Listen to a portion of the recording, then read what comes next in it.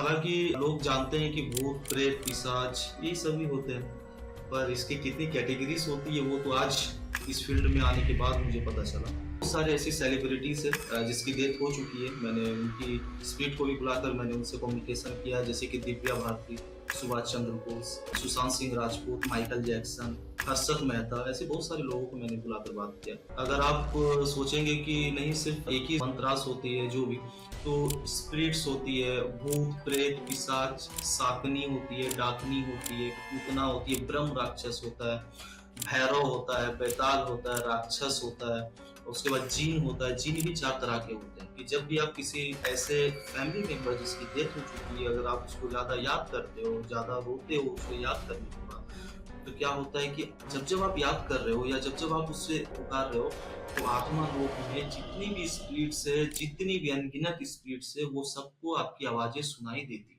कि जिया खान जो हाउसफुल में आइटम सॉन्ग जिन्होंने किया था, जिया खान जिसकी डेथ हो चुकी है, मिस्ट्री है, उनका मैंने स्पिरिट को मैंने बुलाया, उनसे मैंने बहुत सारी बातें की। उन्होंने भी बहुत सारे ऐसे नाम मुझे बताए थे जो भी मैं नहीं ले सकता, कि आप जिस स्पिरिट्स को बुला रहे हैं, जैसे कि मैंने दिव्या भारती जी की स्पिरिट्स को बुलाया, तो लोग पूछते हैं, लोग बोलते हैं कि आप उनकी स्पिरिट को बुला रहे हैं, उन्हें तो मुक्ति मिल चुका होगा, उनकी तो पुनर्जन्म भी हो चुका होगा। या सुभाष चंद्र बोस जी के आपने स्पिरिट को बुलाया, उनको उन्हें भी मुक्ति मिल चुका है, तो फिर आप बुला किस रहे हैं? मैं आपको बता दूं, आपने कभी किसी गोस्ट को देखा है? कि 2 साल पहले की बात है, मैं दिल्ली गया हुआ था बुरारी।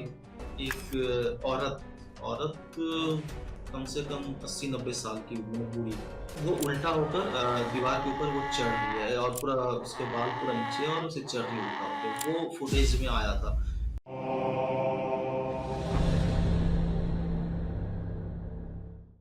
कभी कभी जब लोग घोस्ट या स्पिरिट्स के बारे में सुनते हैं तो उनको डर भी लगता है और क्यूरियोसिटी भी। तो मैंने एक डीमोनोलॉजिस्ट और पैरानॉर्मल इन्वेस्टिगेटर को बुलाया है मेरे पॉडकास्ट पे। उनका नाम है सूरज कुमार। सूरज जी ने पैरानॉर्मल दुनिया के कई राज खोलने में मदद की है और आज वो हमको बताएंगे वो कैसे पैरानॉर्मल इन्वेस्टिगेटर बने, उनकी इन्वेस्टिगेशंस कैसे होती है और उनके एक्सपीरियंसेस गोस्ट्स और स्पिरिट्स के साथ क्या है, क्या उन्होंने कभी गोस्ट्स देखे हैं। तो तैयार हो जाइए एक थ्रिलिंग एपिसोड के लिए जहां हम गोस्ट्स और स्पिरिट्स के बारे में बहुत कुछ जानने वाले हैं। Suraj Kumar ji, how are you? मैं ठीक हूँ, आप कैसे हैं? मैं ठीक हूँ, थैंक यू कि आप आए। मेरे पॉडकास्ट है इनर हैबिट है मेरा पॉडकास्ट का नाम। हम आज इंटरेस्टिंग टॉपिक के बारे में बात करने वाले हैं। टॉपिक है पैरानॉर्मल एक्टिविटीज़ के बारे में। आप एक पैरानॉर्मल इन्वेस्टिगेटर है। यस, पहले तो मैं आपको बता दूं कि फर्स्ट मैं एक डिमोलॉजिस्ट हूँ and occult detective and paranormal investigator. अच्छा, तो आपको पैरानॉर्मल एक्टिविटीज़ के बारे में पहली बार कब पता चला और how did you get involved? आपकी एक्सपीरियंस क्या थी कि आपने सोचा कि I have to be a paranormal investigator? जी, बताना चाहता हूँ कि 2008 की ये बात है। मैं अपना असाइनमेंट बना रहा था रात के 11:30-12 के लगभग। तो ऐसा हुआ था कि हालांकि उस समय मुझे पैरानॉर्मल्स के बारे में कुछ पता नहीं था कि इस सब्जेक्ट को क्या बोलते हैं, पैरानॉर्मल बोलते हैं या डिमोलॉजिस्ट क्या होता है, ये तो कुछ नहीं पता था उस समय। तो हालांकि लोग जानते हैं कि भूत प्रेत पिशाच ये सभी होते हैं, पर इसकी कितनी कैटेगरीज होती है वो तो आज इस फील्ड में आने के बाद मुझे पता चला। तो ऐसा था कि मैं अपना असाइनमेंट बना रहा था और ठीक असाइनमेंट मैंने खत्म किया रात के 1:30-2 के लगभग, और जैसे मैं सोने के लिए गया तो वैसे क्या हुआ कि मुश्किल से मुश्किल 2-3 सेकंड ही हुई होगी और अचानक मेरा शरीर पूरा अकड़ गया, मतलब पूरा कोमा में चला गया मेरा शरीर, से बस माइंड मेरा काम कर रहा है। और जैसे मेरी आंखें बंद हुई थी उसके बाद ना मेरी आंख खुल रही है और ना ही मेरा शरीर हिल रहा है। सिर्फ 2 या 3 सेकंड में हुआ। मतलब ऐसा होता है कि इंसान अगर जब भी सोता है तो गहरी नींद में या सपने में ऐसा ऐसा हरकत होता है, पर 2-3 सेकंड में कोई सपना किसी को आता है? तो जैसे कि मैं सोया था वैसे ही क्या हुआ कि मेरे शरीर पूरा अकड़ गया और मैंने जो ब्लैंकेट ओढ़ा हुआ था उसे मैं टान भी नहीं सक रहा हूँ कि मैं टान के अपने पूरे अंदर छुप सकूं। और मेरे राइट कान में क्या हुआ कि एक लेडीज और एक बच्चे की आवाजें आ रही थी कि हेल्प मी, मुझे बचाओ बहुत मतलब। और ऐसा लग रहा था कि जैसे कोई हेल्प में मतलब शोरगुल उस हिसाब से। तो बहुत कोशिश करने के बाद मेरी आंखें खुली और फिर मैं समझा नहीं, मैं पूरा डर गया था उस समय और फिर मैं उड़ के सो गया। तो उस समय मैं किसी से शेयर नहीं किया था, घरों में भी मैं शेयर नहीं किया था। और ठीक उसके 2-3 मंथ के बाद फिर वैसे ही हुआ इंसिडेंट कि मैं फिर सोया, फिर वैसे ही मेरे संग हुआ। उस समय भी सेम टू सेम यही हुआ मेरे साथ। मैं मतलब मेरी बॉडी नहीं हिल रही थी, मैं नहीं समझ पाया। कोई बात नहीं। उसके बाद फिर 2 या 3 इयर्स के बाद फिर एक बार वैसे ही हुआ कि रात में 10-11 के लगभग में मैं जैसे मैं डिनर करने के बाद जैसे मैं सोने के लिए गया वैसे मेरे साथ हुआ। तो फिर मैं सोचा कि ये क्या होता है? तो हालाँकि मुझे उस समय इसकी आंसर नहीं मिली थी कि ये क्या है? इसे क्या कहते हैं? शायद और बहुत सारी आवाज़ें भी आ रही थी। तो फिर मैंने अपने घरों में भी शेयर किया, मम्मी से शेयर किया। तो फिर मम्मी बोले कि चलो। और हाँ, मैं उस समय क्या था कि जैसे कि वेद, उसके बाद गीता, महापुराण, शिव पुराण जितने भी हम लोग के जो धर्म ग्रंथ है, वो सब मैं उस समय पढ़ता था। तो हालाँकि पैरानॉर्मल फील्ड में मैं नहीं आया था, बस मैं ये सब में पढ़ता था।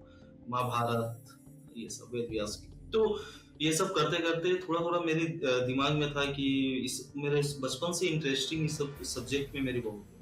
तो उसके बाद फिर मैंने सर्च किया, सर्च करने के बाद मुझे पता चला कि इसे क्या बोलते हैं, इस सब्जेक्ट को क्या बोलते हैं, इसे पैरानॉर्मल एक्टिविटीज़ बोलते हैं, क्या होता है, इस बारे में मैंने जाना। उसके बाद फिर मैंने कोलकाता, जो कि वेस्ट बंगाल में आता है। मैंने कोलकाता में एक सर है, उनसे मैंने कांटेक्ट की। कांटेक्ट करने के बाद उनसे मुझे पता चला क्योंकि वो एक पैरानॉर्मल इन्वेस्टिगेटर रह चुके हैं। गौरव तिवारी, शायद आपने नाम सुना होगा, उन्हीं के संग वो वर्क कर चुके हैं। तो उनसे मैंने कांटेक्ट भी किया और उसके बाद कांटेक्ट करने के बाद वो मुझे ऐसे सलाह दिए कि प्लीज़ आप एक बार ये सीखो, पैरानॉर्मल्स स्टडीज तुम करो एक बार। तो मैं बोला कि चलो ठीक है, मैं करता हूँ, देखता हूँ क्या।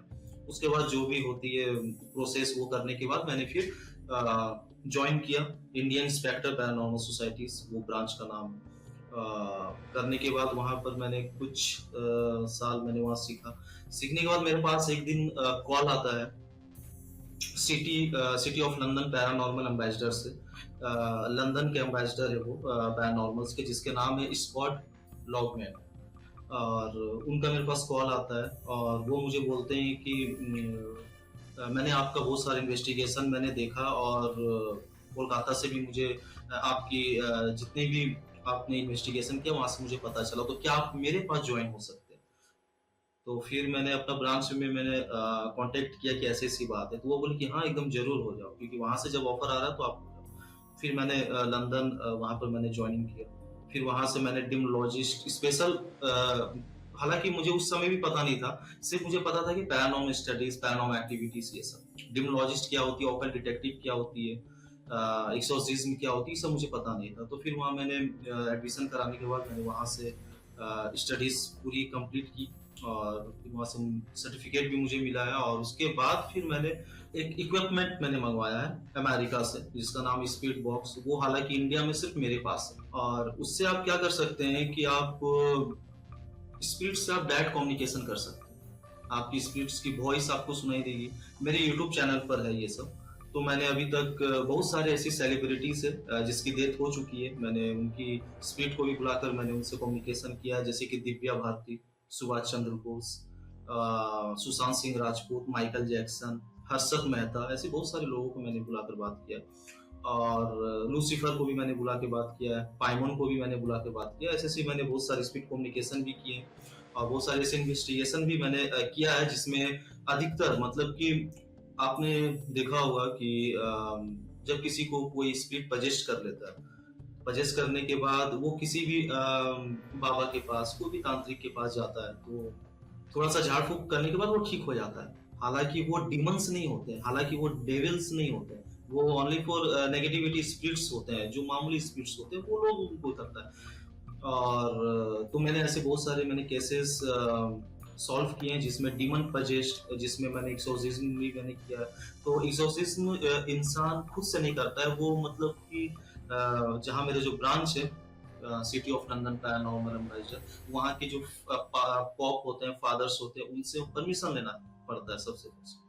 वहां से फिर एक पेपर आता है, एनओसी पेपर आता है, बहुत सारी ऐसे एग्रीमेंट साइन होती है, उसके बाद मुझे करना चाहिए। क्योंकि एक्सोर्सिज्म में क्या होता है कि जो भी विक्टिम होती है उनकी जान तक चली जाती है। तो ऐसी बहुत सारी बातें हैं। और तो उसके बाद ही मैंने इस पे फोकस डाला, और उसके बाद ही मैं एक पैरानॉर्मल फील्ड में मैं आया, इतनी कुछ करने के बाद। मेरा एक पहला सवाल है। पहला सवाल ये है कि आपने आपकी जो वॉइसेस थी जो आ रही थी उसको कैसे निकाला? मुझे बाद में पता चला कि इसे स्लीप पैरालिसिस कहते हैं। स्लीप पैरालिसिस में क्या होता है कि जब भी कोई इंसान को जब भी ऐसी स्लीप पैरालिसिस होती है तो उस समय उसको क्या आभास होता है वो मैं आपको बता देता हूँ। उस समय उसको आभास होता है कि उसकी पूरी शरीर अकड़ जाती है, अकड़ जाने के बाद सिर्फ उसका माइंड काम करता है, दिमाग सिर्फ चलता है, उसकी आंख भी नहीं खुलती है, आवाज भी नहीं निकलती। वो आवाज देना चाहता है, किसी से हेल्प मांगना चाहता है, पर उसकी आवाज नहीं निकलती है, मतलब कि उसकी आवाज रुक जाती है। और बहुत कोशिश करने पर भी उसके हाथ पैर सब अकड़ जाती है, तो इसे स्लीप पैरालिसिस कहते हैं। और इसमें क्या होता है कि एक क्रिएचर होता है, वो ब्लैक कलर का शेडो होता है। और वो क्या होता है कि स्लीप पैरालिसिस तभी होता है जब वो जो क्रिएचर होता है वो उसकी छाती पर बैठकर उसकी गला दबाता है। उसकी छाती में अगर वो बैठ जाता है तो उसे स्लीप पैरालिसिस कहते हैं। अब वो बहुत मुश्किल से वो जो क्रिएचर होता है उसका जो काम होता है मतलब वो किसी को प्रॉब्लम्स, मतलब उसको उसका सिर्फ एक ही काम होता है कि वो जो विक्टिम है उसका सिर्फ आत्मा को अपने साथ लेकर चले जाए। और हालांकि इतना ये बहुत मुश्किल होता है, इतना आसान नहीं होता है कि किसी भी इंसान के शरीर की उसकी जो स्पिरिट्स होती है उसे वो खींच कर लेके चले जाए, ये बहुत ही मुश्किल होता है। तो वो लोग कोशिश करते हैं, जैसे वो आकर आपकी चेस्ट में बैठता है वैसे आपकी पूरी बॉडी अकर जाती है, वो बहुत मुश्किल से हटता है, तो इसे स्लीप पैरालिसिस कहते हैं। तो हालांकि अभी समथिंग 3 to मंथ शायद अभी हुआ है। अभी फिर अभी हाल फिलहाल में मेरे साथ ऐसे ही हुआ। तो हालांकि मैं पूरा प्रोटेक्ट करके रखता हूँ अपने शरीर को भी, और जो मेरे घर है उसे भी मैं प्रोटेक्ट करके रखता हूँ, तो ऐसी कुछ नुकसान होती नहीं है। तो इसे स्लीप पैरालिसिस कहते हैं। तो अगर किसी को ये स्पिरिट्स निकालना हो तो वो कैसे कर सकते हैं? जैसा कि मैंने आपसे कहा कि अगर किसी को, मैं अपना बताता हूँ कि मैं किस तरह से मैं करता हूँ। दूसरों का मुझे नहीं पता, पर मैं कैसे करता हूँ वो मैं आपको बताता हूँ। अगर पहले मैं एक स्पिरिट्स की बात करता हूँ, जो नॉर्मल नेगेटिविटी स्पिरिट होती है या पॉजिटिव स्पिरिट होती है। स्पिरिट मतलब होती है, जब भी किसी को पकड़ता है तो वहां पर क्या होता है कि बहुत सारे ऐसे एटिमोलॉजिस्ट में ऐसे बहुत सारे मंत्रास होते हैं, जिसके आधार पर जिसके सहारे हम लोग वो स्पिरिट्स को निकालते हैं। तो हर स्पिरिट्स की अलग अलग मंत्र होती है। अगर आप सोचेंगे कि नहीं सिर्फ एक ही मंत्रास होती है, जो भी, तो स्पिरिट्स होती है, भूत प्रेत पिशाच, साकनी होती है, डाकनी होती है, पूतना होती है, ब्रह्म राक्षस होता है, भैरव होता है, बेताल होता है, राक्षस होता है, और उसके बाद जीन होता है। जीन भी 4 तरह के होते हैं, मरीद, इफरीत, शीला और भूत। ऐसे बहुत सारे स्पिरिट्स है, डीमन, डेविल है, जिसके मंत्रास अलग अलग होती है। तो उसके सारे हम लोग स्पिरिट्स को उसकी बॉडी से हम लोग निकालते हैं। तो आप आइडेंटिफाई कैसे करते हैं कि कौन सी स्पिरिट है? देखिए, सबसे पहले है कि हम लोगों के पास ऐसी बहुत सारे सैम्बल्स होती है। उस सैम्बल्स के सहारे हम लोग पता करते हैं। अगर वो सैम्बल, अगर हम लोग जिस इंसान को भी कोई भी स्पिरिट्स पजेस्ट करता है या कोई भी डीमंस पजेस्ट करता है या कोई भी जितने भी नेगेटिविटी स्पिरिट्स है, जब भी किसी इंसान को पजेस्ट करता है तो क्या होता है कि हम लोग वो सैम्बल लेकर उस इंसान के पास रखते हैं, और फिर सैम्बल चेंज करते रहते हैं। जिस सैम्बल में वो ज्यादा तड़पता है या ज्यादा चिल्लाता है, चीखता है, परेशान होता है, ज्यादा उसको प्रॉब्लम्स होती है, तो हम लोग समझ जाते हैं कि उसे वो स्पिरिट्स या वो डीमन उसे पजेस्ट किया। फिर उसके बाद हम लोग उनसे बात करते हैं। बात करने के बाद हम लोगों को पता चलता है कि हाँ, इसे ये डीमंस इसे पजेस्ट किया या ये स्पिरिट्स इसे पजेस्ट किया। या कभी-कभी ऐसा होता है कि डीमन पजेस्ट अभी मतलब हालाँकि ऐसे यूपी में बहुत सारी ऐसी केसेस मेरे पास आई है जिसमें ऐसा देखा गया है कि जो पितृ देवता होते हैं मतलब कि आपके जो पूर्वज उनकी आत्मा पजेस्ट कर लेता है। ऐसा देखा गया है कि वो उनको मुक्ति नहीं मिली है या वो खुश नहीं है या वो आपको खुश देख नहीं सकता। ऐसा नहीं है कि इंसान सोचता है कि अच्छा मेरे दादाजी की डेथ हो गई है, तो मैं अपने दादाजी की स्पिरिट्स को बुलाता हूँ, वो मुझसे अच्छी से बात करेंगे, हम लोग कुछ भी मेरे काम होगा तो वो मेरी सॉल्व कर सकेंगे।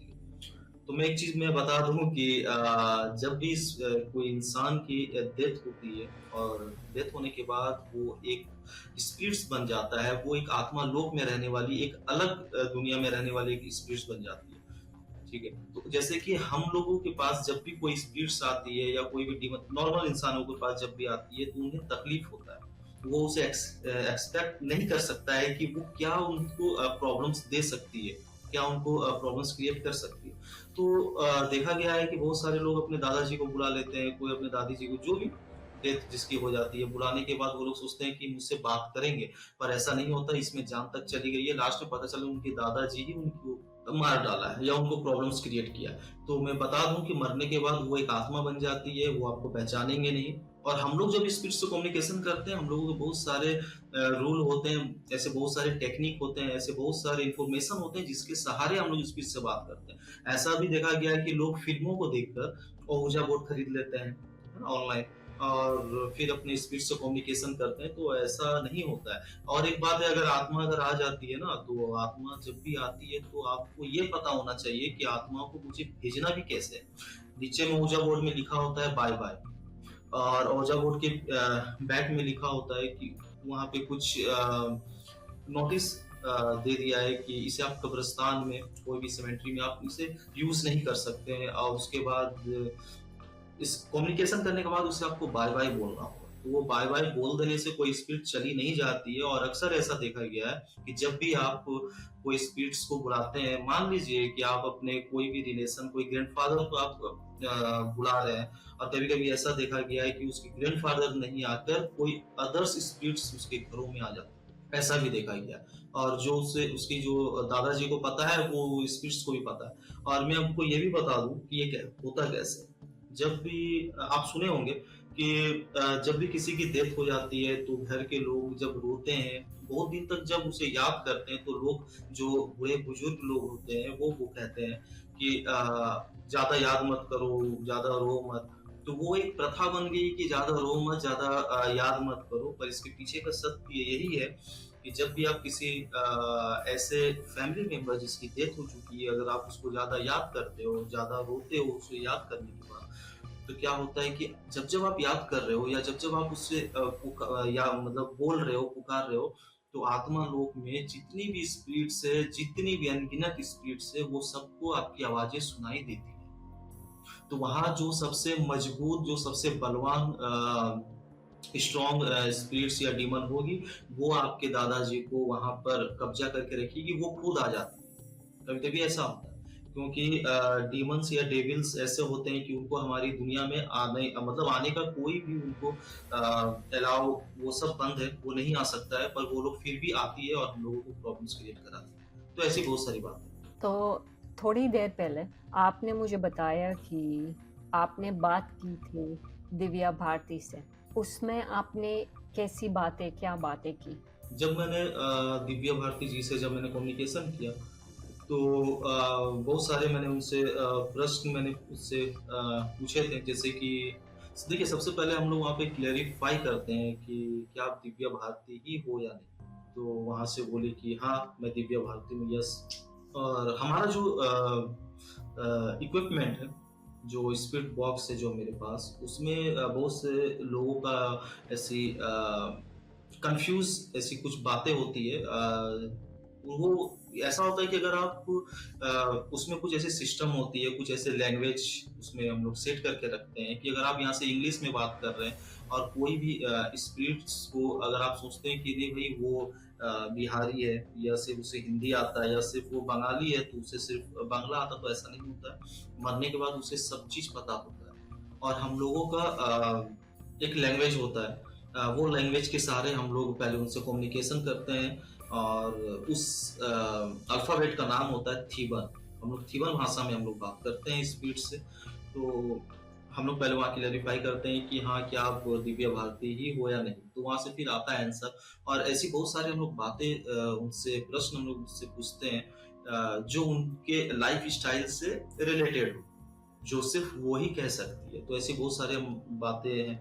और हाँ, सबसे मेन बात है कि मैंने उनसे ये भी पूछा था कि आपकी डेथ कैसे हुई, तो मर्डर ये तो आया है मेरे पास। मैंने उनसे नाम भी पूछा तो एस करके बोला कि एस से है उनका जो पूरा नाम। और उसके बाद उन्होंने मुझे वार्निंग भी दी थी। मैंने उनसे ये भी पूछा था कि उनका पूरा नाम बताइए कि क्या है, क्योंकि एस बोलने से नहीं होगा। तो फिर वहां से वार्निंग आता है कि आपकी जान तक जा सकती है अगर आपको मैंने उनका पूरा नाम बताया।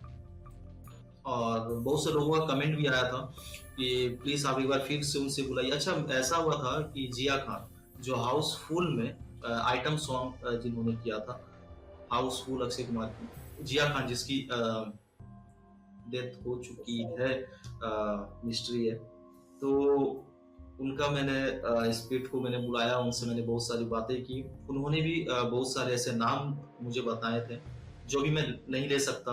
और यूट्यूब वालों ने मेरा वीडियोस डिलीट कर दिया था कि आपने इस तरह का क्वेश्चंस पूछा है। डायरेक्टनेस का मेरे पास ऐसी लिस्ट आ गई थी, नोटिस आ गई थी, जिसके वजह से दो वीडियोस मेरा डिलीट हुआ और एक सुशांत सिंह का वीडियोस मेरा डिलीट हुआ। बहुत सारी सेंसिटिव मैंने क्वेश्चंस उनसे पूछ डाली थी, जिसकी वजह से मेरा वीडियोस को डिलीट कर दिया था। तो ऐसी बात है, बहुत सारी बातें मैंने उनसे पूछा। और दिव्या भारती जी को मैंने ये भी पूछा। अच्छा, उन लोगों का ये भी कमेंट आता है कि बहुत से लोगों का ये एक बात करने में लोग कंफ्यूज होते हैं कि आप जिस स्पिरिट्स को बुला रहे हैं, जैसे कि मैंने दिव्या भारती जी की स्पिरिट्स को बुलाया, तो लोग पूछते हैं, लोग बोलते हैं कि आप उनकी स्पिरिट को बुला रहे हैं, उन्हें तो मुक्ति मिल चुका होगा अभी, उनकी तो पुनर्जन्म भी हो चुका होगा। ये सुभाष चंद्र बोस जी के आपने स्पिरिट को बुलाया, उनको उन्हें भी मुक्ति मिल चुका है, तो फिर आप बुला किससे रहे? मैं आपको बता दूं कि जब भी कोई इंसान की डेथ होती है तो उनकी जो स्पिरिट होती है वो या तो स्वर्ग में या तो नर्क में और या तो वो आत्मा लोक में, वो पेंडिंग, आत्मा लोक का मतलब है वहां लोग पेंडिंग में रहती है। पेंडिंग का मतलब मैं आपको बता दूं, जैसे कि अभी हम लोग रिजर्वेशन करते हैं ट्रेन में, तो कभी कभी पेंडिंग हो जाती है, जब टाइम आता है, जब नंबर लगता है, तब वो कंफर्म होता है सीट। उसी तरह से वो जो जिसकी भी डेथ हो जाती है, वो क्या होता है कि वो सबसे पहले आत्मा लोक में जाता है, उसके बाद स्वर्ग। अब लोक कितने हैं? लोक है 4, स्वर्ग लोक, देवलोक, ब्रह्म लोक और नरक लोक। अभी आते हैं नर्क में। तो लोग सोचते हैं कि बस स्वर्ग और नर्क होते हैं, नहीं, ऐसा बात नहीं है। नर्क होते हैं 36 प्रकार के, 36 प्रकार के नर्क होते हैं और सब में अलग अलग कैटेगरी के लोग जाते हैं। जिस तरह से वो लोग पुण्य किए, जिस तरह से वो लोग पाप किए, उस हिसाब से वो लोग जाते हैं। और इस तरह की बातें हैं। तो मैं ये कहना चाहता हूँ कि जब भी किसी की डेथ हो जाती है तो क्या होता है कि अक्सर उनकी आत्मा या तो ब्रह्म लोक में रहती है, उसके जितने भी लाइफ स्टाइल को देखकर उन्हें जो दिया जाता है, जो लोग उन्हें दिया जाता है, वहाँ वो लोग रहते हैं। और कभी कभी ऐसा देखा गया है कि किसी की कोई बच्चे को अपना पुनर्जन्म याद है। न्यूज में बहुत सारे ऐसे वीडियोस आए हैं कि उनको पुनर्जन्म याद है। तो मैं आपको बता दूं कि एक भाव होता है, एक मेंटली, एक मतलब कि जो दिमाग की जो मेमोरी होती है ना, वो आता है किसी दूसरे इंसान के शरीर में। इसलिए कहा जाता है कि स्पिरिट्स की कभी डेथ नहीं होती है। जन्म हो जाता है तो भी उनका सिर्फ एक भाव आता है, उनका सिर्फ एक माइंड आता है, उनके एक जो मेमोरी होता है, उनका जन्म होता है, उनकी आत्मा वही है अभी तक। ये मेन बात है। तो लोग सोचते हैं कि मेरे पास बहुत सारे ऐसे डीएम भी आते हैं कि उन्हें तो मुक्ति मिल चुकी है या तो उनको पुनर्जन्म हो चुका है, तो फिर आप किससे बुला रहे हैं? तो मैं आज ये क्लियर कर रहा हूँ कि उनका एक भाव आता है, उनका एक जो मेमोरी होता है, उनका जो एक पावर होता है, वो उनका एक जन्म होता है। तब उन्हें याद होता है कि हाँ, मैं पिछले जन्म में ये था, वो था, जो भी एटसेट्रा। तो ये बात है। इज दैट वाई कि लोगों को याद नहीं होता है कि वो क्या थे?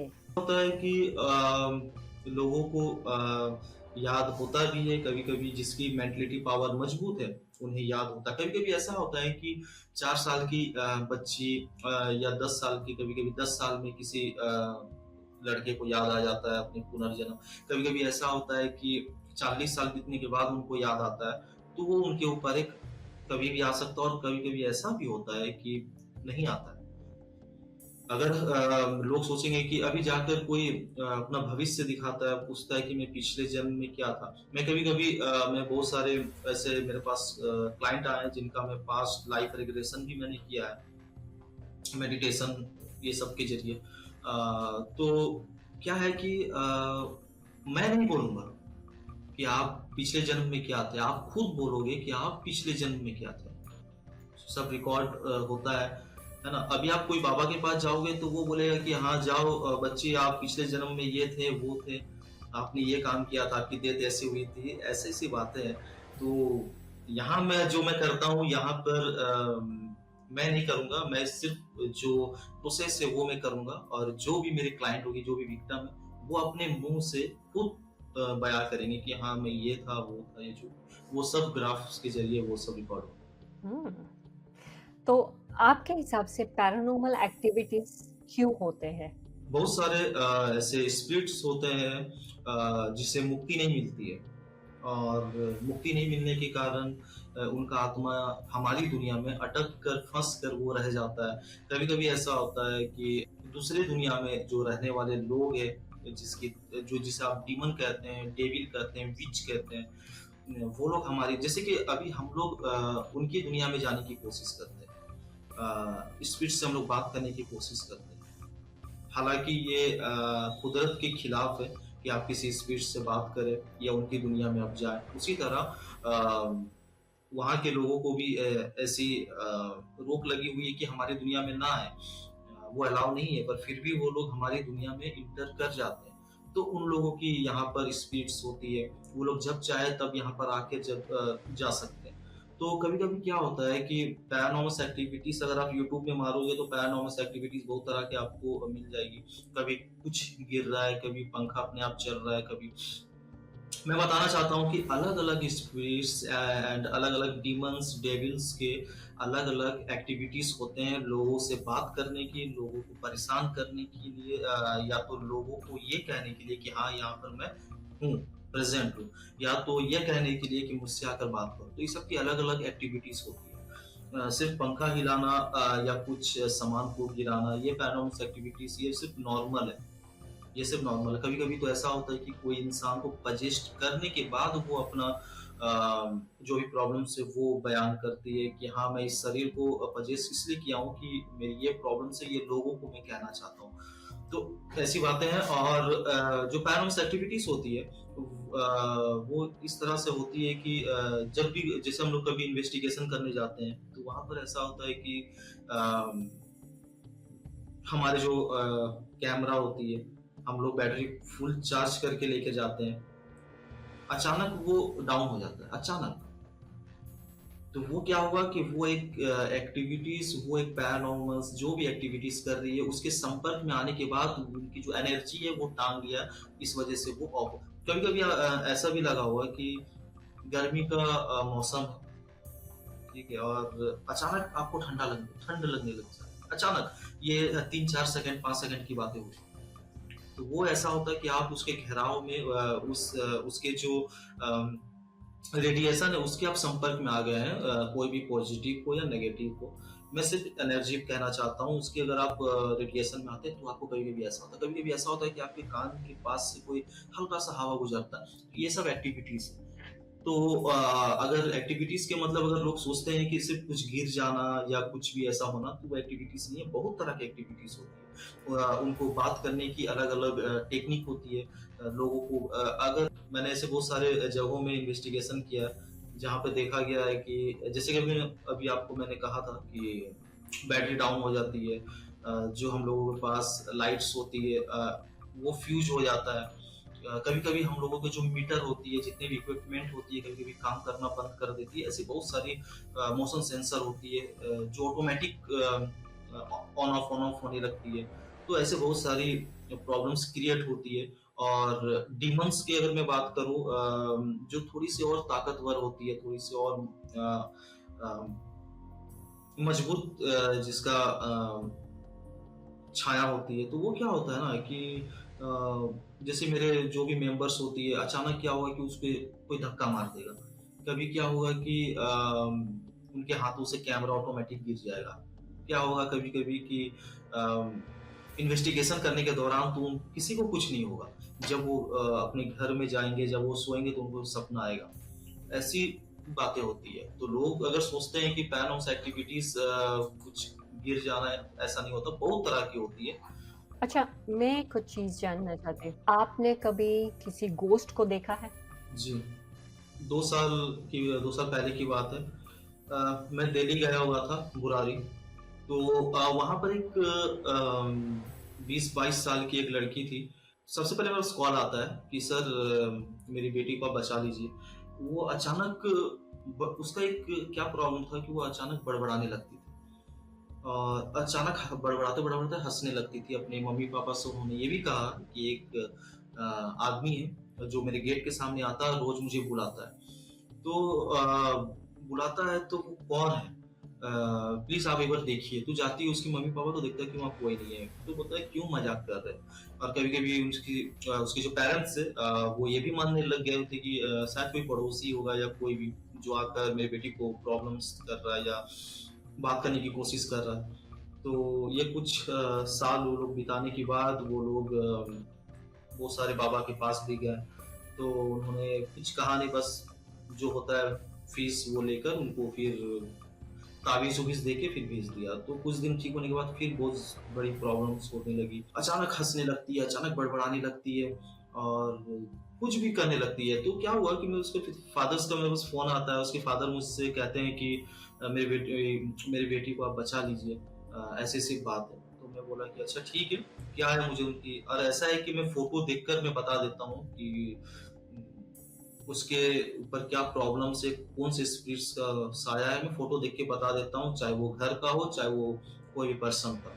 तो मैं जब फ़ोटो देखा तो मुझे दिख गया कि हाँ एक आदमी है जो ब्लैक कलर का ड्रेस पहनकर कम से कम 6 साढ़े 6 फीट का वो है, बुलाता है उसको, उनसे बात कर रहा है, उनको पजेस्ट करने की वो कोशिश कर रहा है। जैसे कि मैंने आपको पहले ही कहा था कि कोई भी स्पिरिट्स इतना आसान नहीं होता है किसी इंसान को पजेस्ट करना।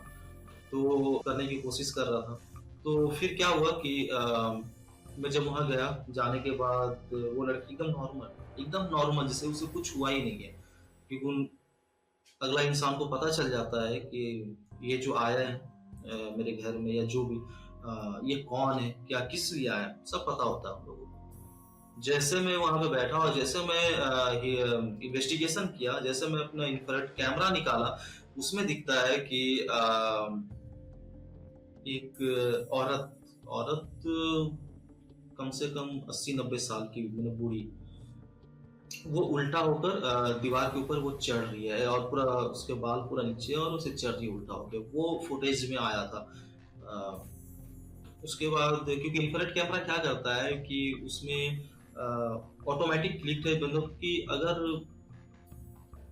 एक मक्खी भी अगर स्पीड में अगर पार होती है तो उनको भी वो कैप्चर कर लेता है। ऐसे बहुत सारी चीजें। फिर मैंने उनको थर्मल में देकर बहुत सारी प्रोसेस की, उसके बाद मुझे दिखा वो। तो फिर जब मैंने इन्वेस्टिगेशन शुरू किया, मैंने जैसे-जैसे बात किया वैसे-वैसे मुझे आंसर मिला, मोशन सेंसर जली, K2 मीटर पर मुझे ऐसे इंडिकेट मिले। और उसके बाद जब मैं उस लड़की से मैंने बात करना शुरुआत किया, तो एक जो मुस्कुराहट होती है इंसानों की, वो अलग होती है। और डीमंस और जो भी स्पिरिट्स होती है वो जब किसी को पजेस्ट करने के बाद जो मुस्कुराहट करती है, उनसे पता मुझे चल गया कि इसके अंदर अभी भी वो है, पजेस्ट उसे किया है, कर लिया है, हाफ किया है, पूरा नहीं किया। तो फिर जब मैंने उनका हीलिंग किया, हीलिंग की वीडियोस मेरे यूट्यूब में दिया गया है। जब मैंने उनको हीलिंग किया था तो बहुत चिल्ला रही थी और अजीब अजीब आवाजें वो निकाल रही थी, उसकी दोनों पैर ऐसे घूम गई थी और बड़बड़ाने लग रही थी और मुंह से झांस जो होता है वो निकल रहा था। तो बहुत सारी ऐसी वो भी एक्टिविटीज कर रही थी। जब मैंने अपना हीलिंग समाप्त किया और वो दिन और आज के दिन वो एकदम बिल्कुल ठीक है।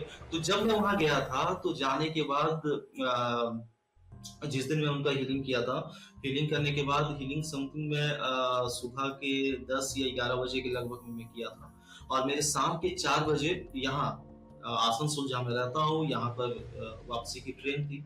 तब तक क्या हुआ कि 1:30 बजे के लगभग एक मौलवी साहब आते हैं उनके घर और आकर रिक्वेस्ट मुझसे करते हैं कि प्लीज आप मेरे संग चलिए क्योंकि मेरे घर में कुछ है। बताया नहीं कि क्या है, बोले कि कुछ है। तो जब मैं तो मैं बोला कि मेरे तो 4 बजे न्यू दिल्ली से मेरा ट्रेन है, कैसे होगा? तो बोले कि प्लीज आप चलिए, मैं अपने कार में मैं आपको इस छोड़ दूंगा, प्लीज आप एक बार जाके आप देख लीजिए।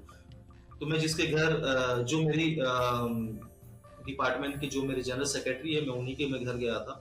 तो वो मुझे बोले कि सर आप प्लीज जाइए एक बार जाके देख लीजिए क्या प्रॉब्लम है। मैं बोला चलो ठीक है मैं चलता हूँ।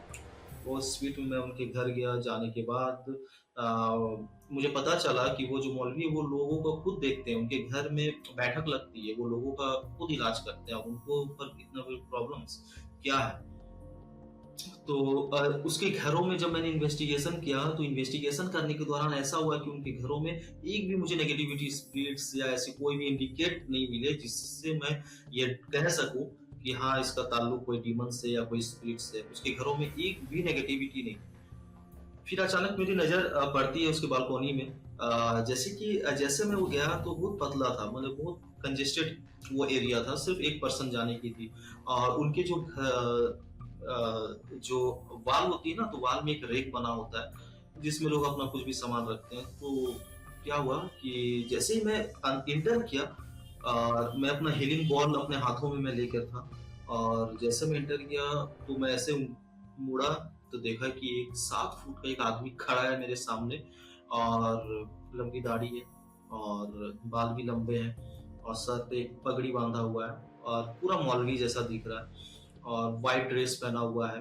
हाथों में जो उन लोगों का माला होता है वो था उनके हाथों में और शायद कुछ ऐसे रेड कलर का यहाँ पर कुछ बंधा हुआ था। तो जब मैंने उनको देखा वो चुपचाप ऐसे सीधा खड़ा है और मैं बस अपना हीलिंग कर रहा था। जब मैं ऐसे हीलिंग कर रहा था करते करते करते करते तो मैं ये सोचा कि जो मौलवी साहब मेरे पास आए हैं शायद उनके कोई मित्र होंगे या उनके कोई फैमिली मेंबर्स होगा। मैं ये सोचकर मैं कुछ नहीं बोला। हीलिंग करते करते जब मैं उनको देखा फिर जैसे मैं नीचे सर करके जैसे मैं हीलिंग किया ऐसे देखा कि वो एकदम नहीं है, गायब होने के बाद मैं जैसे सामने गया। सामने जाने के बाद मैं जैसे अपनी K2 मीटर मैंने निकालने के बाद चेक करते करते जैसे मैं ऊपर वाली जो रेक होती है वहां में गया, हाई इंडिकेट। उसके बाद मैं जो सवाल पूछा वो मुझे आंसर मिला। उसके बाद मुझे समझ में आ गया कि यहाँ पर जिन था और वो भी ऐसा वैसा जिन नहीं, मरीज जिन, जो सबसे ताकतवर जिन होता है वो मरीज जिन। मौलवी साहब के पास मैं फिर गया और वो दूसरे रूम में बैठे हुए थे। मैं उनको सिर्फ जाकर इतना बोला कि आपके घरों में जिन है। वो सुनकर शॉक हो गए। मुझे बोले कि हाँ, वो इसलिए शॉक नहीं हुए कि मुझे उसके घर में जिन है, वो इसलिए शॉक हो गए कि मुझे कैसे पता कि उस घर में जिन है। मैं उनको बोला कि आपके घरों में जिन है, तो वो शॉक होने के बाद थोड़ी देर चुप होकर मुझे बोले कि आपको कैसे पता कि मेरे घर में जिन है? तो फिर मैं बोला कि तो क्या इसका मतलब आपको भी पता है क्या कि आपके घरों में जिन है? तो बोले कि हाँ, वो जिन को हम लोग ही अपने घरों में रखे हैं। तो हम बोले कि आप लोग अपने घर में रखे। तो फिर वो एक कहानी का बोलता है कि उसके जो पुराने वाले जो घर था वहां पर उसके जो पिताजी थे, उसके पिताजी को एक जिन मिला था जिसे वो अपने घरों में रखा था, उसके साथ साथ रहता था उसके पिताजी के साथ। और जो मौलवी साहब जो मुझे लेकर गए थे उनका उम्र समथिंग 55 ईयर्स के वो होंगे। तो बहुत पुराना जिन। तो उसके फादर की डेथ हो जाने के बाद वो लोग उस घर से शिफ्ट एक नए फ्लैट में वो लोग हो गए थे, और वो घर को वो लोग शायद बेच दिया था। तो उसके साथ साथ वो जिन उसके पीछा पीछा करते करते उसके साथ वो आ गए। तो बोलती कि मेरी वाइफ ही उसको देखती है, मेरी वाइफ उसको जाकर खाना देती है, ऊपर में रख देती है, इतर रखती है, पानी देती है, ऐसी ऐसी बातें। मैं उनको सिर्फ यही बोला कि क्या आप चाहते हैं, डिस्ट्रॉय करना चाहते हैं, या उसे कैद करवाना चाहते हैं, या हीलिंग करवाना चाहते हैं, क्या चाहते हैं आप? तो वो कहते हैं कि मुझे कुछ नहीं करवाना है ये जिन को, मैं बस यही देखना चाह रहा था, क्योंकि अभी मेरे बिजनेस में बहुत लॉस हुआ है, मेरे जो मिल है उसमें आग लग गई है, और बहुत सारा कर्जा भी हो चुका है। मेरे घर में एक छोटी बच्ची है, उसकी छोटी बच्ची 6-7 साल की होगी, उस समय तो शायद 4-5 साल की थी, अभी बड़ी हो गई। उतनी छोटी बच्ची थी, तो उनको कुछ प्रॉब्लम्स हो उस इनसे, जो जीन है उनसे हो रही है या नहीं हो रही है, ये वो देखना चाहते थे कि एक्चुअली में इतनी सबकी जो रीजन है वो क्या जीन की है या ऐसी नेचुरल हो रही है।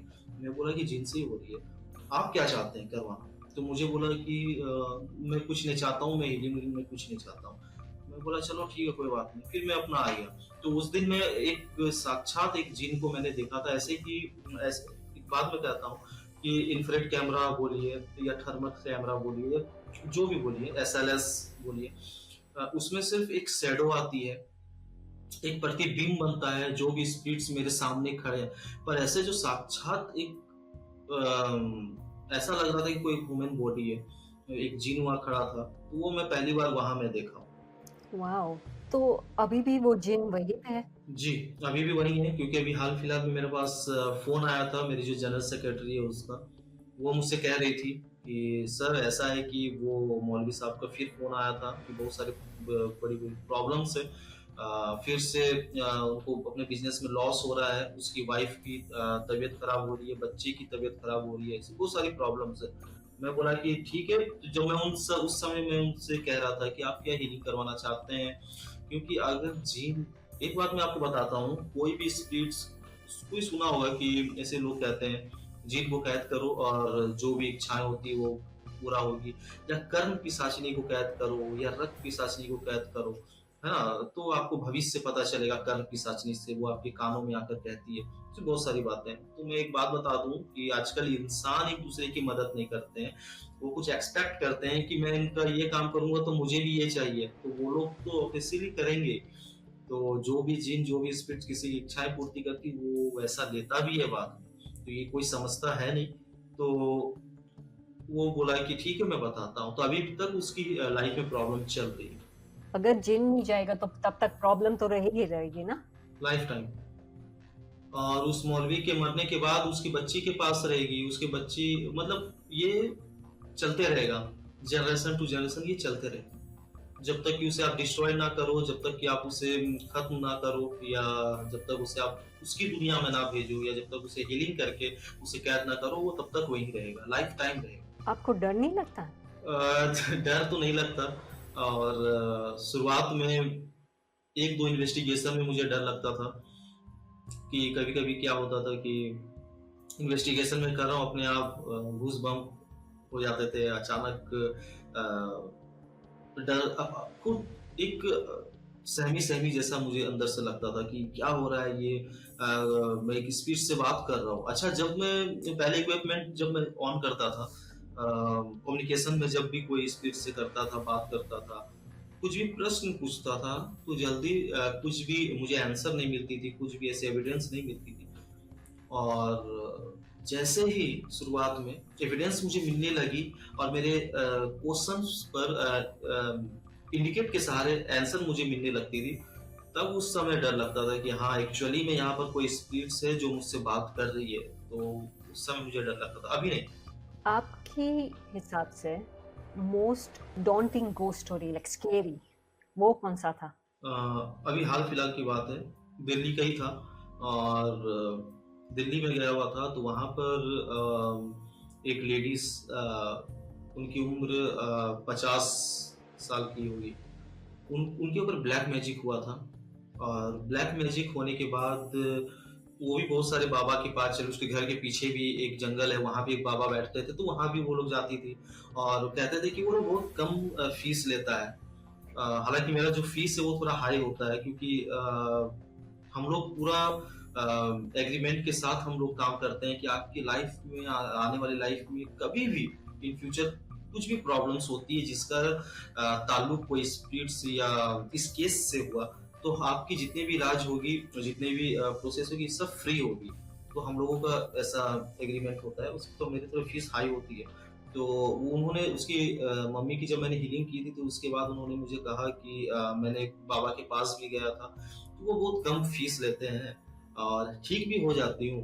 पर ना मुझे बार-बार जाना पड़ता है, मतलब कि मंथ में कम से कम मुझे 1 या 2 बार जाना ही पड़ता है और 2 ढाई साल से वो इलाज कर रहे हैं और जितनी बार जाता है उतनी बार ही वो फीस देती है। तो मैं बोला था कैलकुलेशन करके आप देख लीजिए कितना हुआ है। तो ऐसी बातें हैं। तो उनके ऊपर ब्लैक मैजिक हुआ था।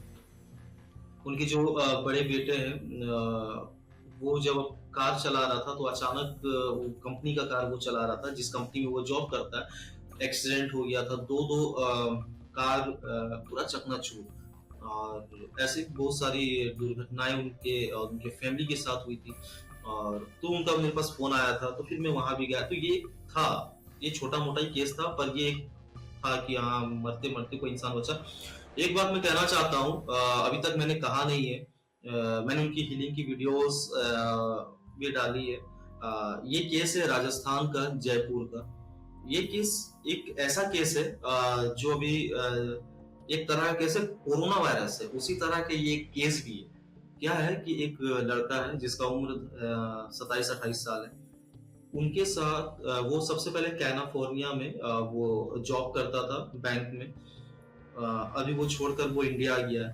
तो उनका फोन आया मेरे पास और मुझे कहा कि एक ग्रुप है, स्क्रिप्ट का एक ग्रुप है। वो ग्रुप सबसे पहले मेरे साथ 2 या 3 स्पिरिट रहती थी। अभी 35 से ज्यादा स्पिरिट्स मेरे सामने रहते हैं और मुझसे बात करते हैं, पर मुझे नजर नहीं आता है। तो वो अपना चैटिंग, जितना भी वो स्पिरिट से बात किया था, उनका पूरा चैटिंग, मतलब वो जितना भी बात होता है वो सब वो टाइप करता है। और एक कम से कम 10-12 पेज उन्होंने मुझे भेजा कि कितने स्पिरिट्स है और कोई बच्ची है, कोई बूढ़े हैं, कोई जवान है, अलग अलग एज के स्पिरिट्स और उनका नाम क्या क्या है और वो लोग क्या क्या बात करते हैं, मतलब सुबह से लेकर रात तक, मतलब पूरा 24 घंटा में वो सब टाइप करते रहता है। तो ऐसे सी उनके साथ हो रही थी। और वो स्पिरिट्स जब ये सुसाइड करने जा रहा था, तो वो स्पिरिट्स कहती है कि अगर तुम सुसाइड किया तो फिर तुम्हारा पेशी लगेगी, मतलब कुछ अलग अलग लैंग्वेज, पेशी लगेगी, तुमको हमारे अदालत में आना होगा। मतलब मैं तो सुन के मैं, जब भी मेरे पास फोन आता है मैं पहले सुनकर यकीन नहीं करता हूँ, मैं सिर्फ सुनता हूँ। जब तक कि मुझे कोई एविडेंस ना मिले मैं कभी भी ट्रस्ट नहीं करता हूँ। जैसे कोई भी कहता है कि मेरी ये प्रॉब्लम्स हो रही है, ये वो, तो मैं पहले उनसे फोटो मंगवाता हूँ, सब फाइल में देखता हूँ, उस केस पर मैं अध्ययन करता हूँ। उसके बाद कुछ ऐसी एविडेंस मिलती है जिसके ताल्लुक कोई डीमन स्पिरिट से हो, तभी मैं वहाँ कहता हूँ कि हाँ, ये कुछ यहाँ कुछ गड़बड़ है। तो उसके बाद मैं उस केस पे मैं हाथ देता हूँ।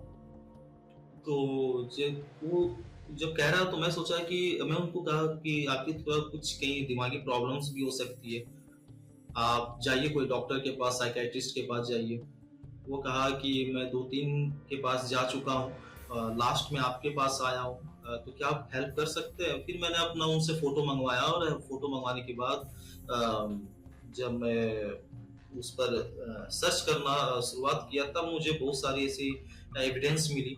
फिर मैं जयपुर गया और जयपुर जाने के बाद जब मैं उनका हीलिंग कर रहा था, तो हीलिंग करने के दौरान, इन्वेस्टिगेशन करने के दौरान मुझे बहुत सारी ऐसी बातें उनसे पता चली। उनका मैंने इंटरव्यू भी लिया है, सब मेरा यूट्यूब में अपलोडेड है। जब मैं उनसे बातें कर रहा था, तो बात करते करते उनसे ये पता चला कि उसमें से कुछ स्पिरिट्स ये कह रही है कि इसमें पूरा राजस्थान का हाथ है, इसमें पूरा जयपुर राजस्थान का हाथ है और ये पूरा इंडिया में ये लोगों को पजेस्ट करेगा। मैं सोचा कि ये क्या बात है। तो उस समय मैं सोचा कि सिर्फ ये एक ही केस है ऐसी। तो फिर मैं वहां पर सॉल्व किया और अभी वो ठीक है। अभी कुछ दिन 2 सप्ताह हुई होगी। मेरे पास 7 से 8 कॉल आ चुकी है और सबको यही प्रॉब्लम्स हो रही है, सबको। मैंने रिकॉर्ड भी मैंने किया है एविडेंस के लिए, क्योंकि जब भी कोई किसी को कुछ प्रॉब्लम्स होती है, जब वो बात करते हैं तो कभी कभी उनके शरीर में कोई स्पिरिट्स आकर भी वो मुझसे बात करती है, तो इस तरह मुझे रिकॉर्ड करना पड़ता है। तो अभी 6-7 लोगों के साथ, उसमें से 3 फीमेल है और बाकी की मेल है। मेरे पास फोन आया कि मेरे साथ भी ऐसा हो रहा है कि मेरे शरीर को कोई और कंट्रोल कर रहा है और कहता है कि इसमें ये पूरा धनबाद का हाथ है, या ऐसा से जो भी सिटी मोरल रहती है। तो फिर मैं रिसर्च किया तो मुझे पता चला कि ऐसा होता है कि कोई जैसे कि कोई गिरोह होता है, आत्माओं का भी एक गिरोह होता है, स्पिरिट्स का भी एक गिरोह होता है, जो एक एक करके इंसानों को पजेस्ट करती है इस दुनिया में इंटर होने के लिए, इस दुनिया में फिर से आने के लिए। तो ये सब बात है। अक्सर ऐसे क्यों होता है कि यूपी में ये सब केसेस ज्यादा है? आप देखे होंगे, मैं एक सिंपल सी एक आपको एग्जांपल देता हूँ। आप देखे होंगे कि चौराहे पर नींबू मिर्चा फेंका होता है, ये कहीं कहीं मटका फेंका होता है। तो मैं बता देता हूँ, मैं नींबू मिर्चा की मैं बात कर रहा हूँ। लोगों को चौराहे पर ही क्यों नजर आता है, मैं बता देता हूँ। या उस जगहों पर ही मिलता है नींबू मिर्चा जहाँ पर सबसे ज्यादा भीड़ हो, खाली स्थानों पर वो नहीं मिलेगा। तो ऐसा होता है कि जब भी किसी के घरों में कुछ प्रॉब्लम्स होती है, या किसी की बार बार तबीयत खराब हो रही है, उसको झाड़ फूक करके वो नींबू मिर्चा बाहर फेंक देता है।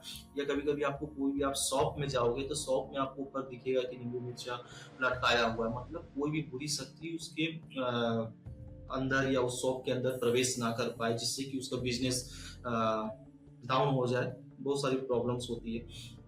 तो वो लोग झाड़ फूक के या तो नींबू मिर्चा को शरीर के 3 बार ऐसे घुमाकर या फेंक देते हैं चौराहे पर। जी, फेंक देते हैं। तो उस पर अगर कोई पैर रखता है या उससे कोई लांग देता है या टच हो जाता है, तो वो जो नेगेटिविटी, जो एनर्जी है, वो उस इंसान के ऊपर लग जाता है, उस घर से। अभी मैं आपको बता दूं कि अभी किसी के घरों में प्रॉब्लम्स है, तो वो नींबू मिर्चा लेकर वो फेंक दिया। तो फेंक देने के बाद उसकी प्रॉब्लम सॉल्व अभी तक नहीं हुई है। प्रॉब्लम सॉल्व सॉल्व तभी होगी जब तक कि कोई उसके ऊपर पैर ना रख दे या उसे लांग ना दे या उसे टच ना कर दे, तब तक वो प्रॉब्लम्स उससे नहीं लगती है। इसका एक उपाय है, इसका सिर्फ एक ही उपाय है कि जैसे कि अगर आप उसे लांग देते हो और आपको पता दिख जाता है कि मैं उसे लांग दिया हूँ, या टच हो गया है या उसे में आपका पैर लग गया है, तो फिर से आप उसमें एक लात मार कर और दूर कर दीजिए।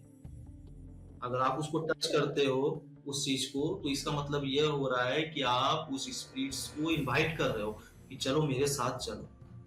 आप जैसे उसे एक लात मारोगे, वो दोबारा आपके पास नहीं आएगा, वो आपका पीछा नहीं करेगा। सिंपल है। तो अभी बहुत सारे जगहों में, जैसे कि मैं रहता हूँ वेस्ट बंगाल में, आपको पता ही होगा कि ब्लैक मैजिक में वेस्ट बंगाल नंबर 1 में है। मयोंग, ये सब कोलकाता, ये सब। तो बहुत सारी यहाँ पे विधि होती है, सीक्रेट, अभी सब सीक्रेट होती है, किसी को पता नहीं चलता है। लोग सीखने जाते हैं ब्लैक मैजिक, तांत्रिक क्रिया, कर्म पिशाचनी सिद्धि, उसके बाद धन खुदरा को कैसे सिद्ध किया जाता है, ऐसे बहुत सारी बातें हैं, जो लोग कर रहे हैं, छुप छुपा के कर रहे हैं, सरकार से छुप कर ही कर रहे हैं। पर हो रहा है। लोग सोचते हैं कि नहीं, ये तो पहले के समय में होता, और आज के समय में 2025 चल रहा है, आज के समय में ये सब पर कौन यकीन करेगा, ये सब होता नहीं है। पर हमसे पूछिए, क्योंकि मैं इस फील्ड पर रह चुका हूँ, इस पर अध्ययन कर चुका हूँ, इसलिए मैं बताता हूँ और पूरे प्रूफ के साथ बताता हूँ कि जी हाँ, ये सब होते हैं, भूत प्रेत होते हैं, ब्लैक मैजिक होती है। ऐसी बहुत सारी प्रॉब्लम्स भी होती है जो इंसानों के साथ नहीं होनी चाहिए, जो इस नेचर के खिलाफ है। मैं ये कहना चाहता आप वेस्ट बंगाल के बारे में बात करें, हूँ। जी। मैं ये बोल रही कि उत्तर प्रदेश में ज्यादातर यही बात सुनाई देती है कि भूत प्रेत वगैरह। ऐसे क्यों उत्तर प्रदेश में ही क्यों? मेरे लाइफ में जो सबसे फर्स्ट केस आया था, वो यूपी सुल्तानपुर अमेठी से मेरे पास आया था। सबसे पहला केस, उसमें क्या था कि हस्बैंड और वाइफ दोनों को पजेस्ट किया हुआ था। एक आत्मा, मतलब एक डीमन, जो दोनों को पजेस्ट किया था। ऐसा कभी उसकी वाइफ के अंदर, वाइफ को कभी पजेस्ट करता था तो कभी उसके हस्बैंड को पजेस्ट करता था। और उन दोनों ने भी इंटरव्यू दिया है जिसमें उन्होंने कहा है कि उनके साथ ऐसा होता था। जैसे मैं पहले उसके हस्बैंड की बात करता हूँ। उसके हस्बैंड के साथ ऐसा होता था कि वो जो जॉब करता था, पैसे आते थे पर पैसे दिखते नहीं थे। मतलब कि कब आते थे, कब निकल जाते थे पता नहीं चलता था। कभी-कभी वो सुसाइड अटेम्प्ट करने भी जाते थे पर हो नहीं पाता था। कभी-कभी ऐसा होता था कि वो अपने वाइफ के ऊपर हाथ उठा देता था, तो जो भी घर की प्रॉब्लम। अच्छा, उसकी अचानक वो बैठकर ऐसे झूमने लगता था, उसके जो हस्बैंड।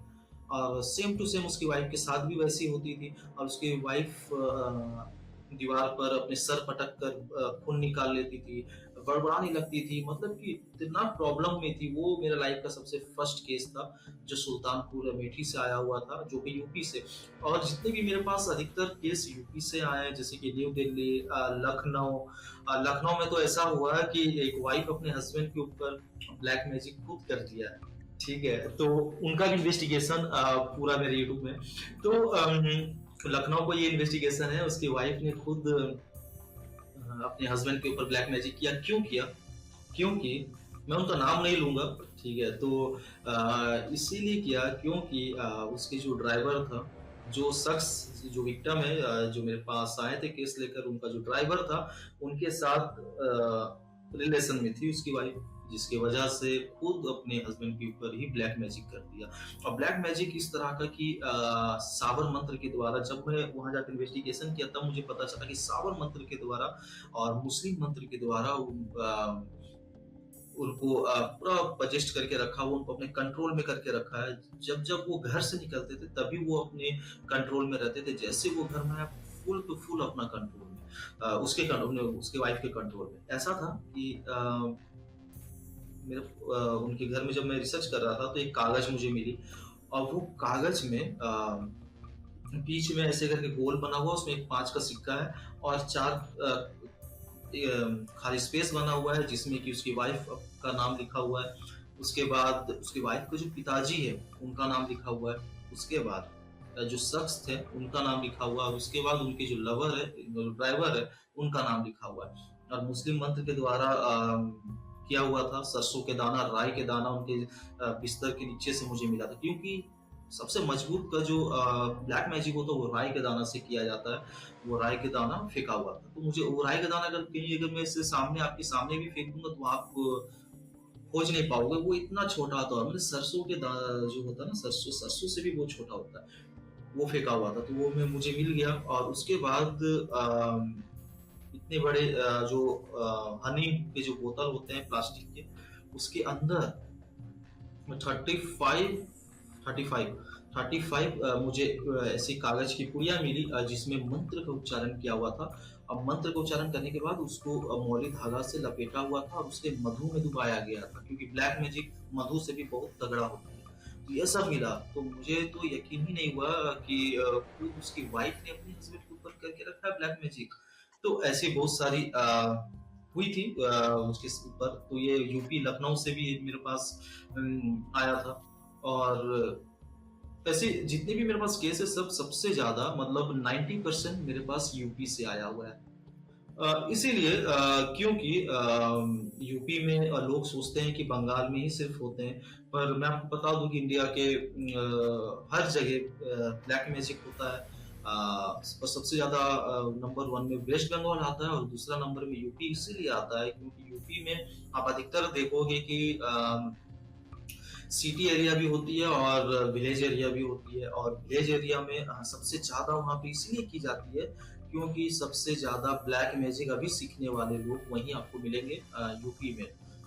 जितने भी, चाहे आप दिल्ली बोलिए, चाहे आप लखनऊ बोलिए, चाहे आप सुल्तानपुर बोलिए, जितने भी यूपी के लोग जो होते हैं ना, वो लोग अधिकतर अंधविश्वास पर, मैं बोलना नहीं चाहता हूँ पर मैं बोल रहा हूँ, अंधविश्वास पर थोड़ा ज्यादा मानते हैं। अंधविश्वासी चीज जैसे कि किसी के अंदर अगर कोई स्पिरिट्स आ जाती है तो खुद लोग बैठ जाते हैं वहां पर देखने के लिए। वहां पर अंधविश्वासी चीज बहुत होते हैं, ये मैं कहना चाहता हूँ। और किसी को कोई भी प्रॉब्लम्स होती है तो खुद बैठ जाते हैं सीट लगाकर देखने के लिए, क्या क्या प्रॉब्लम है, दिखाओ क्या है, ये वही है। और जब नहीं होती है पैसा हटते हैं और नहीं होती है तो फिर हमारे पास आता है केस। तो मेरे पास जितने भी केस आए हैं, मैं इसलिए इतना ठोक बजा कर कह रहा हूँ क्योंकि मेरे पास जितने केस आते हैं, लोग मुझसे पहले बहुत सारे लोगों के पास जा चुके हैं। जैसे कि किसी के अंदर आप सुने होंगे देवी आ जाती है, किसी के अंदर उनके पास भी जा चुके हैं, और उसके बाद बहुत सारे ऐसे ऐसे बाबा के पास, तांत्रिक के पास। अच्छा, ये जो राजस्थान से मेरे पास केस आया हुआ था, इसमें वो लोग कामाख्या तक पहले गए हुए थे मेरे पास आने के पहले। कामाख्या, जिसे 35 से ज्यादा आत्माओं को वशिष्ठ करके रखा था, वो कामाख्या तक भी गए थे, तो पर कुछ हुआ नहीं। वहां के अघोरी से भी मिले पर कुछ हुआ नहीं। मैं ये नहीं कहना चाहता हूँ कि वो गलत है, गलत नहीं है, मैं किसी को गलत कहना नहीं चाहता हूँ, पर वहां पर उनका इलाज नहीं हुआ, ये मैं कहना चाहता हूँ। तो मेरे पास आए हुए थे, तो फिर अभी वो ठीक है। तो इस वजह से मैं ये कहना चाहता हूँ कि अभी अंधविश्वास चीज बहुत है, लोग एक दूसरे को देखकर जलते बहुत है, लोग किसी को आगे बढ़ने नहीं देना चाहते हैं। अभी मान लीजिए मेरे पड़ोसी के कोई लोग हैं, वो कुछ करना चाहते हैं, और मुझको उनसे नफरत है कि वो तो आगे बढ़ रहा है और मेरा बेटा नहीं आगे बढ़ रहा है, या मैं खुद आगे नहीं बढ़ रहा हूँ, या जो भी। तो क्या करता है कि तुरंत ब्लैक मैजिक करता है। क्यों? क्योंकि वहां पे हर लोग अभी ब्लैक मैजिक कर रहे हैं। हर दो दो पांच पांच घर छोड़कर आप किसी से भी पूछिए जाकर, हाँ मैं जानता हूँ ब्लैक मैजिक, हाँ मेरे ये रिश्तेदार है वो करते हैं ब्लैक मैजिक, चलिए मैं आपको दिखाता हूँ। ऐसे अभी हो रहे हैं। इस वजह से बहुत ज्यादा अभी यूपी में बहुत ज्यादा हो रही है। क्या आप बिलीव करते हैं कि ड्रीम्स जो जब सोते हैं, नींद गहरी नींद होती है, ड्रीम्स में भी स्पिरिट्स कम्युनिकेट करते हैं? जी जरूर करते हैं। जब भी कोई आत्मा अगर किसी से बात करना चाहता है, किसी को तकलीफ पहुंचाना चाहता है, या अधिकतर ऐसे केसेस में कोई स्पिरिट्स या कोई डीमन इंसान की सपनों में आती है। कब आती है? जब उनको कोई हेल्प चाहिए, या कोई उनको कुछ शिकायत कहनी है, या कुछ किसी की उसके लाइफ के बारे में कुछ कहनी है, या वो कुछ खुद खतरे में है और उस स्पिरिट्स को उस इंसान से लगाव है। अगर उनको कुछ कहना चाहते हैं कि तुम्हारी लाइफ में ये प्रॉब्लम्स क्रिएट होने वाली है, या कुछ खतरा होने वाली है, या हाँ मैं यहाँ पर हूँ, आपके साथ मैं रहना चाहता हूँ, कुछ भी, तो वो उसके सपनों में आती है। मेरे साथ एक दुर्घटना हुई थी, एक साल पहले की बात है।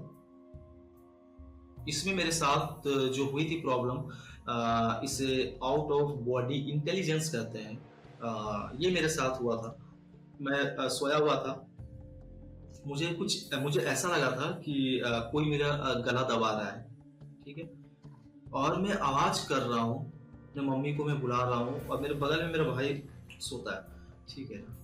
तो मैं सोच रहा हूँ कि मैं इतना जोर से चिल्ला रहा हूँ, मैं अपने गले में से हाथ रखे हूँ, मैं इतना जोर से चिल्ला रहा हूँ, पर कोई सुन क्यों नहीं रहा है। तो मेरा भाई मेरे बगल में था, पर मैं भूल गया कि मेरा भाई मेरे बगल में। अब मैं इतनी जोर से चिल्ला रहा हूँ, पर मेरी आवाजें, मतलब मैं चिल्ला रहा हूँ, वो आवाज मुझे खुद सुनाई दे रहा है, पर वो आवाज किसी और को सुनाई नहीं दे रहा है। और मैं बहुत कोशिश करने के बाद जब मैं से उठा, तो उठने के बाद मैं देखता हूँ कि मैं बेड के नीचे ऐसे करके खड़ा हूँ, ऐसे खड़ा हूँ बेड के नीचे, और मेरे शरीर को कोई दबा रहा है, और मेरे शरीर वहां से चिल्ला रहा है, जबकि मैं तो वहां शरीर से मैं निकल गया हूँ।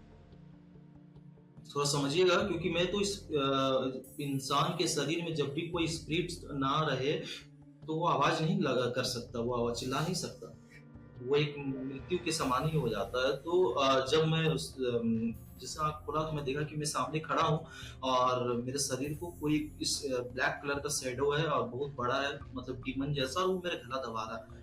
और मैं देखने के बाद अगर मैं थोड़ा सा भी कम से कम 2-3 मिनट तक अगर मैं बाहर रहता ना, तो शायद मेरी उस समय डेथ हो जाती। मैं क्या किया, मैं तुरंत ऊपर, फिर बेड के ऊपर गया, तुरंत मैं शरीर जैसा था मैं वहां जाके जैसे सो गया। तुरंत जैसे मैं सोया वैसे मेरा आँख खुल गया, तो देखा कि मैं कोई नहीं है। मैं दूसरा दिन अपने घरों में मैं कहा कि ऐसा ऐसा मेरे संग हुआ। तो अच्छा, तो फिर मेरी मम्मी ने कहा कि अरे तुम ये सब क्यों कर रहे हो, ये वो कहती है। तो देखिए, अभी जिस फील्ड पर मैं आया हूँ, जिस फील्ड पे मैं काम कर रहा हूँ, वर्क कर रहा हूँ, लोगों की जो प्रॉब्लम्स है वो मैं सॉल्व कर रहा हूँ, कोशिश करता हूँ सॉल्व करने की। तो इस फील्ड में ऐसा है कि ये एक ऐसा फील्ड है कि इसमें इस तरह की प्रॉब्लम्स आएगी ही आएगी, क्योंकि मैं एक ऐसे शायद आप उसे शख्स बोल लीजिए या कोई कुछ भी बोल लीजिए, मैं एक ऐसे शख्स से मैं लड़ता हूँ जो जो किसी को दिखता नहीं है। ये मेरा लास्ट क्वेश्चन है आपके लिए। आपको लगता है कि आप ये सब एनर्जी अब्सॉर्ब करते हैं? जो एनर्जीज होती है, स्पिरिट्स होती है, तो वो अब्सॉर्ब करके शायद ये एक्टिविटीज आपके साथ भी हो सकती हैं। देखिए, जब भी मैं इन्वेस्टिगेशन करता हूँ, तो उसके दौरान कुछ ऐसा होता है कि प्रॉब्लम्स तो होती है, बहुत बड़ी प्रॉब्लम्स होती है। अभी मैं आपको बता दूँ कि अभी बहुत सारे लोग आपको मिल जाएँगे, फेक इन्वेस्टिगेटर। उन्हें इन्वेस्टिगेटर तो हम नहीं कहते हैं। जो लोग यूट्यूब में किसी को भी कुछ भी व्हाइट साड़ी या कुछ भी पहना के तो भूत भूत भूत भूत भाग रहा है और लाइव है या तो वीडियोस बना रहा है फेक। अभी हम लोग काम कर रहे हैं, अभी हम लोग बात किए हैं पीएमओ ऑफिस में, ऐसे बहुत सारी चीज में बात करके रखे हैं कि अभी जितने भी यूट्यूब में जो फेक पैरानॉर्मल्स इन्वेस्टिगेटर जो बन गए हैं, कुछ कुछ इक्विपमेंट लेकर बैन किया जाए या उन पर केस चलाया जाए, चल रहा है अभी काम। तो मैं कहना चाहता हूँ कि हम लोग जो एक रियल इन्वेस्टिगेशन करते हैं, हम लोगों का नाम खराब हो रहा है और बहुत सारे ऐसे लोग हैं जैसे इंडियन पैरानॉर्मल सोसाइटी से बहुत सारे अच्छे अच्छे काम कर रहे हैं, जिन लोगों का नाम खराब हो रहा है फेक इन्वेस्टिगेटर के कारण। तो मैं कहना चाहता हूँ कि जब भी हम इन्वेस्टिगेशन करने जाते हैं तो हम लोगों के ऊपर बहुत सारी ऐसी प्रॉब्लम्स होती है जो हम लोग जैसे कि मैंने आपसे पहले कहा था कि इन्वेस्टिगेशन करने के दौरान भी बहुत सारी चीजें होती है। कभी कभी इन्वेस्टिगेशंस हो जाने के बाद या तो 1 डे या तो 2 डेज के बाद रिएक्शन होता है। तो हम लोग क्या करते हैं, अपने शरीर को प्रोटेक्ट कर लेते हैं, तब हम लोगों को कोई भी प्रॉब्लम्स नहीं होती है। मेरे जो क्रू मेंबर्स होते हैं उनको भी हम लोग मैं प्रोटेक्ट कर देता हूँ, हील कर देता हूँ, ताकि वो लोग कोई भी सिमेट्री में जाए या कोई भी हॉन्टेड प्लेसेस में जाए या तो कोई भी हॉन्टेड हाउस में जाए, कहीं भी जाए तो उनको कोई भी प्रॉब्लम्स नहीं हो पाए।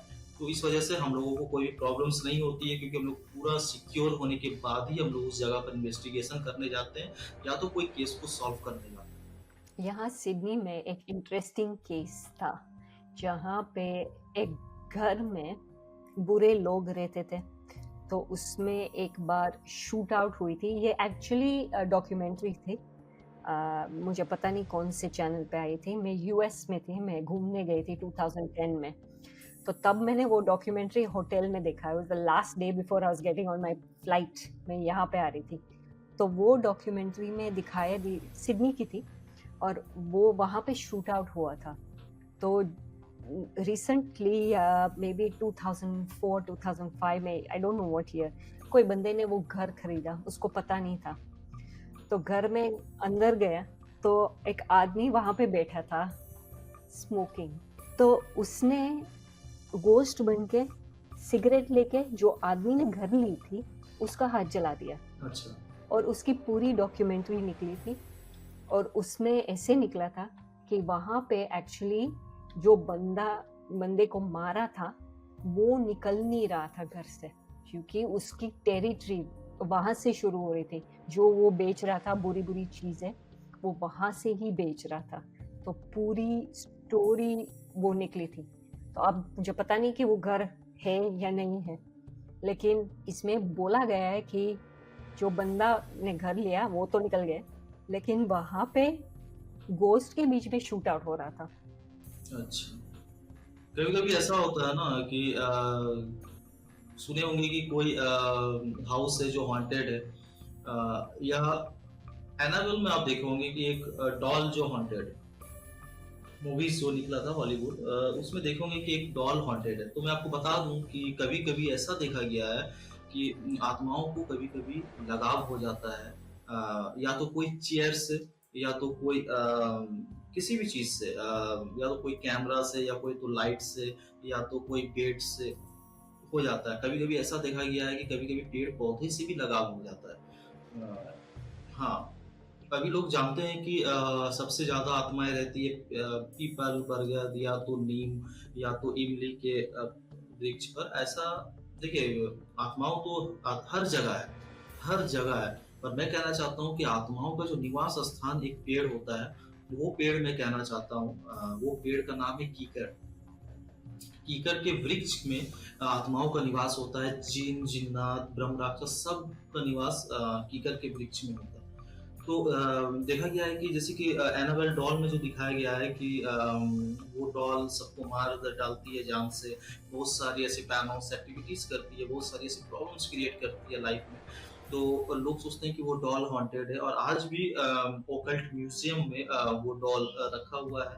और हर वीक वहाँ पर एक फादर आते हैं या तो पॉप आते हैं, वहाँ पर हीलिंग करते हैं, प्रेयर करते हैं, तो वो सेफ रहता है। तो मैं कहना चाहता हूँ कि एनाबेल में जो दिखाया गया था वो तो ट्रू स्टोरी है, पर लोग उस एनाबेल डॉल को ही घोस्ट समझ लिए हैं। सो लोग सोचते हैं कि एनाबेल डॉल के अंदर ही वो घोस्ट घुस कर इंटर होकर पजेस्ट करके मैं आपको कह दूं कि कोई भी निर्जीव चीज पर कोई भी डीमन हो या कोई भी डेविल हो, वो पजेस्ट नहीं कर सकता। तो फिर लोग कहेंगे कि तो फिर एनाबेल में दिखाया गया है कि वो डॉल ही तो लोगों को मारती है। मैं एक बात कहना चाहता हूँ, सिंपल सी बात है। जैसे कि मान लीजिए कि ये मेरे पास है, ठीक है? ये क्या है? ये मेरे ये मेरे पास है, और ये रखा हुआ है। अभी आप मुझे डीमन मान लीजिए, मुझे डीमन मान लीजिए। अभी अगर मैं इस खोपड़ी को अगर मैं इसे ऐसे पकड़ के, अगर मैं आपको ऐसे ऐसे डराऊं, आप मुझे नहीं देख सकते, आप इसे देख रहे हैं, तो आप तो इसे आप हॉन्टेड मानोगे ना, आप इसे श्रापित मानोगे कि हाँ ये डॉल या ये स्कल श्रापित है। आप मुझे नहीं देख पा रहे हो क्योंकि मैं एक डीमन हूँ। मैं बस इसके सहारे आप लोगों को डरा रहा हूँ। उसी तरह एनाबेल में दिखाया गया था कि उस डॉल के सहारे जो भी डीमन था, वो डीमन लोगों को डरा रहा था, लोगों को मार रहा था। ये वाला बात। तो कोई भी निर्जीव चीज पर कोई भी स्पिरिट पजेस्ट नहीं करती है। तो वो घर में नहीं होगा स्पिरिट जो यहाँ पे दिखाया गया था? जी जरूर, जरूर होगा, क्योंकि उसको या तो उस घर से लगाव हो जाता है। कभी कभी लोग सोचते हैं ना कि अगर किसी के घरों में अगर कोई भी घोस्ट है, स्पिरिट है या जिन जिन्नात है, तो अगर वो उस घर को छोड़ देते हैं तो उससे भी पीछा छूट जाता है। ऐसा नहीं होता है कभी कभी। हाँ, कब होता है जब उस जिन या जिन्नात को उस घर से लगाव हो, तब अगर आप उस घर को छोड़ के भाग जाते हैं, वो नहीं आएगी। अगर उस घर में रहते रहते आपकी फैमिली के किसी भी मेंबर से अगर लगाव हो जाता है, तब फिर प्रॉब्लम है। तो आप दुनिया के कोई भी कोने में क्यों ना चले जाएं, आपको प्रॉब्लम्स क्रिएट होगी, वो आपके साथ साथ ही आएंगे। ऐसा देखा गया बहुत सारे केसेस में। सूरज जी, थैंक यू। आप आए मेरे शो पे, थैंक यू सो मच। आपसे बात करके मैंने बहुत कुछ सीखा है। Thank you, thank you.